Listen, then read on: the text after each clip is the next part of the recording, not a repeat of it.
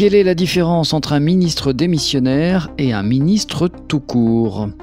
Dans cette vidéo, je vous parle d'Amélie Oudéa-Castéra, ex-future ministre des Sports ou futur ex-ministre des Sports, on ne sait pas, et de Gabriel Attal, futur ex-premier ministre ou ex-futur premier ministre, on ne sait pas non plus.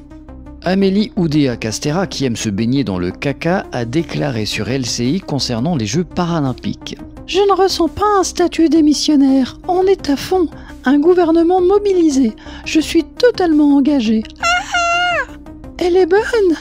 Elle est douce. Elle a raison. Pas besoin d'être ministre, il suffit de se sentir ministre.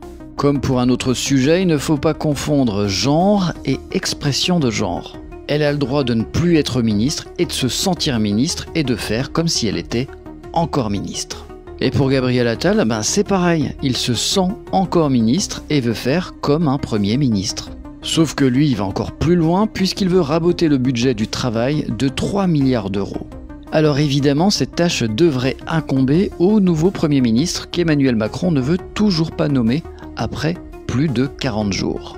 Le nouveau budget doit être bouclé pour la mi-septembre et transmis au Parlement avant le 1er octobre. Mais Gabriel Attal, le Premier ministre démissionnaire, qui se sent toujours Premier ministre, propose de tailler en priorité dans les dépenses consacrées au travail et à l'emploi en les réduisant d'environ 3 milliards d'euros en 2025 par rapport au budget initial de 2024. Oui, c'est tout à fait normal en Macronie. Le Premier ministre démissionnaire a envoyé une lettre plafond à une autre ministre du Travail démissionnaire, Catherine Vautrin.